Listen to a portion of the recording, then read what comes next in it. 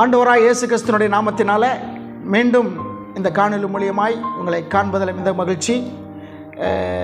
கடந்த காணொலியில் நீங்கள் காட்டி வருகிற பேராதரவுக்காக நன்றி சொல்கிறேன்.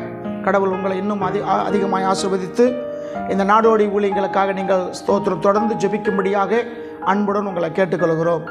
இந்த நாளில் சத்தியத்தை விழிப்போம் என்ற தலைப்பில் நம்ம பார்க்க வேண்டிய ஒரு கர்த்தருடைய வார்த்தை. அப்போஸ்தலனாகிய பவுல் ஸ்தோத்திரம் கொரிந்து சபைக்கு எழுதின ஒரு கடிதத்தை குறித்து நம்ம பார்க்குறோம். பவுல் ஏறத்தாழ 14-15 புஸ்தகங்களை புதிய ஏற்பாட்டில் அவர் எழுதியிருக்கிறார். அதில் எபிரேயர் மாத்திரம் பவுல் எழுதினாரா இல்லையா என்று சில பேர் சொல்லுவாங்க. ஆனால் அந்த எழுத்தினுடைய நடை, அந்த எழுத்தினுடைய உச்சரிப்பு என்று பார்க்கும்போது அது பவுல் தான் எழுதினார் என்று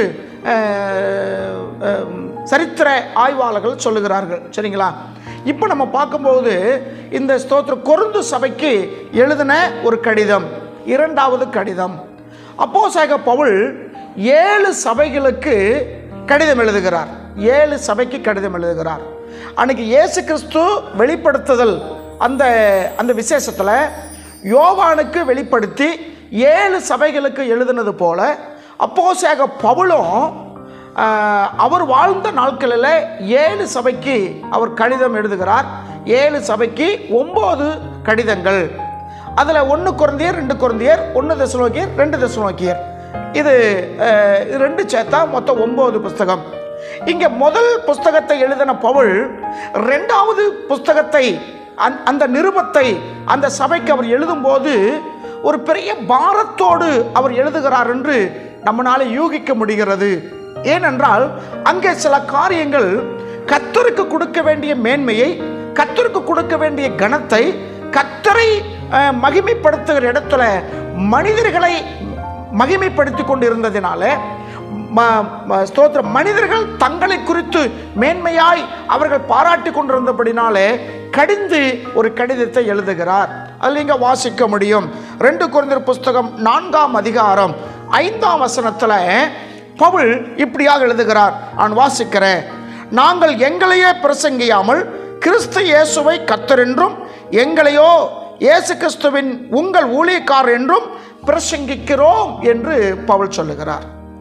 இதை கேட்கிற பார்க்கிற என் அருமைக்குரிய தேவ ஜனமே, இங்க பவுல் இந்த வார்த்தை சொல்லுவதற்கு என்ன தேவை வந்தது என்று நீங்கள் ஒருவேளை இந்த காரியத்தில் புரிந்து கொள்ளலாம். இங்க பவுல் சொல்றாரு, நாங்கள் எங்களையே பிரசங்கியாமல், நாங்க எங்களையே பிரசங்கம் பண்ணலங்கிறார். அப்ப என்ன நடந்திருக்கு?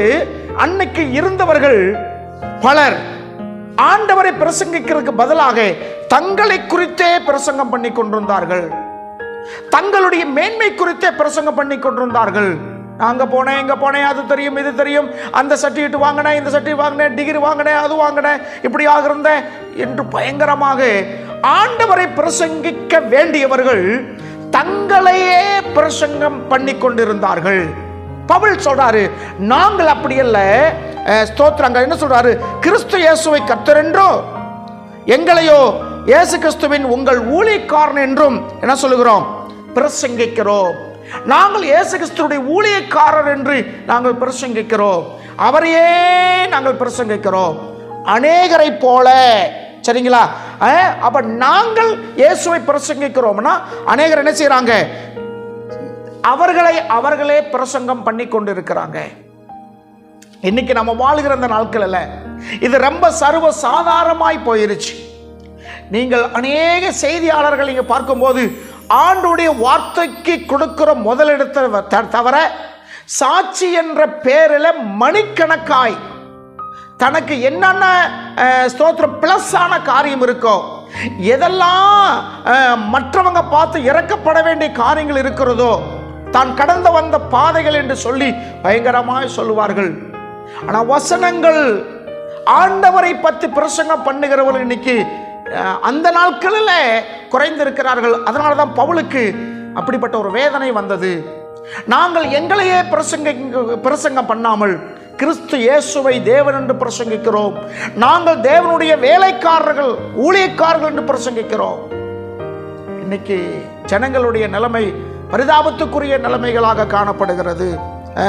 அதுலயே ஸ்தோத்திரம் 1 கொரிந்தியர் 3 21 மனுஷனை குறித்தல்ல தேவனை குறித்தே நாங்கள் மேன்மை பாராட்டுகிறோம். இந்த உலகத்தில் நீங்க மேன்மை பாராட்டுகிற ஒரு காரியம் இருந்தால் அது இயேசு கிறிஸ்துவ மாத்திரம்தான். அவரை குறித்த மாத்திரமே நம்ம மேன்மை பாராட்டவர்களாக இருக்க வேண்டும். பவுல் 1 கொரிந்தியர் 3:21 சொல்லும்போது நாங்கள் மனுஷரை குறித்து அல்ல தேவனை குறித்தே மேன்மை நீங்க யாரை மேன்மை பாராட்டி கொண்டு இருக்கிறீங்க? உங்க பேச்சில, உங்க செய்கையில, உங்க நடக்கையில, உங்க எதிர்பார்ப்புல யாரை இன்னைக்கு நீங்க மேன்மைப்படுத்தி கொண்டு இருக்கிறீங்க? சங்கீதத்தில் வாசிக்கிறோம், அநேகர் ரதங்களை குறித்தும் குதிரைகளை குறித்தும் மேன்மை பாராட்டுகிறார்கள், அவர்கள் இடறி விழுந்தார்கள். நாங்களோ எங்கள் தேவனாகிய கர்த்தரை குறித்தே மேன்மை பாராட்டுவோம். அவர்கள் இடறி விழுந்தார்கள், நாங்கள் எழுந்து நிமிர்ந்து நிற்கிறோம். ஆமா, நீங்க கர்த்தரை மாத்திரம் மேன்மைப்படுத்தினீங்கன்னா நீங்க ஒரு நாள் விழமாட்டீங்க. விழுகிற சூழ்நிலை வந்தாலும் கர்த்தர் உங்களை தாங்கி பிடிப்பார். ஏன்னா நீங்க மனுஷனை நீங்க மேன்மைப்படுத்தல, உங்களை நீங்களே மேன்மைப்படுத்தல. நீங்க எந்த சூழ்நிலையிலும் ஆண்டவரையே மேன்மைப்படுத்துறீங்க. யோவான் ஸ்நானகர் சொன்னார், அவருடைய இயேசுடைய பாதத்தில் இருக்கிற காலில் இருக்கிற பாதரட்சிகளை அவுக்க கூட நான் தகுதியானவில்லை இல்லை என்று யோவான் ஸ்நானகர் சொல்லுகிறார். இன்னொரு சொல்றாரு, அவர் பெருக வேண்டும், நான் சிறுக வேண்டும் என்று நான் விரும்புகிறேன் என்று சொல்லுகிறார். இன்னைக்கு எங்கே போய் கொண்டிருக்கிறோம்? யாரை குறித்து மேன்மை பாராட்டி கொண்டிருக்கிறோம்? இன்னைக்கு ரசிகர் கூட்டங்களாக மாறிவிட்டோம். ஒரு குறிப்பிட்ட ஒரு ஊழியக்காரர் இருந்தார்னா அவர் என்ன செய்தாலும் அவரையே சார்ந்த நிலைமையில ஆரம்பம் நல்லா இருக்கும், ஆனா முடிவு நம்ம பார்க்க வேண்டும். அப்படி கண்மூடித்தனமாக இல்ல கர்த்தருடைய பிள்ளையே. அவர்கள் யாரை பிரசங்கிக்கிறார்கள், யாரை மேன்மைப்படுத்துகிறார்கள், அதை நீங்க பார்க்க வேண்டும். ஆமோஸ் புஸ்தகத்தில் நம்ம வாசிக்கிறோம். ஆமோஸ் புஸ்தகத்தில் 8:11 கர்த்தருடைய வசனம் கேட்க கிடைக்காத பஞ்சம் வரப்போகுதா. நம்ம ஏற்கனவே நம்ம பார்த்துருக்கிறோம். பைபிள் இல்லாம போகாது. கர்த்தருடைய ஒரிஜினல் வார்த்தையை மறைத்து பேசுவார்கள். கர்த்தரை குறித்து மேன்மை பாராட்டாமல், கர்த்தரை குறித்து பிரசங்கம் பண்ணாமல் தங்களை குறித்தே பிரசங்கம் பண்ணுகிறவர்கள் கிடைக்காது. அதனால கர்த்தருடைய வசனம் எரேமியா புஸ்தகத்துல எரேமியா 23:16 அந்த எரேமியா தீர்க்கதரிசி சொல்லுகிறார், ஆண்டவர் சொல்றாரு, நான் சொன்னதை அவர்களுக்கு சொல்லாமல் தாங்கள் யூகிச்சதையே அவர்கள் சொல்லுகிறார்கள். யூகிச்சது, தங்கள் மனசுல என்ன யூகிக்கிறாங்களோ அது பிரசங்கமாக போயிருச்சு.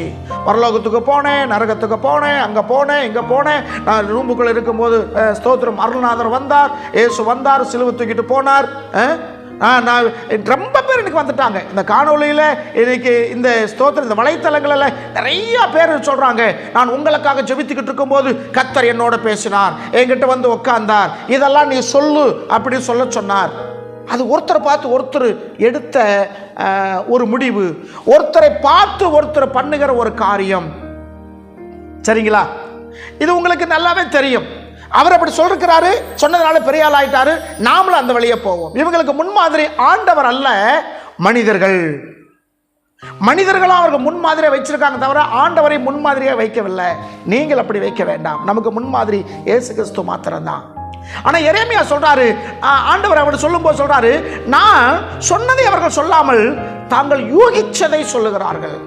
யூகிச்சது இப்படிதான் இருக்கும் என்று அதுதான் இங்க பவுல் சொல்றாரு, நாங்கள் எங்களையே பிரசங்கம் பண்ண மாட்டோம், ஆண்டவருடைய வார்த்தை மாத்திரமே நாங்கள் சொல்லுவோம் என்று அவர் சொல்லுகிறத நம்ம பார்க்கிறோம்.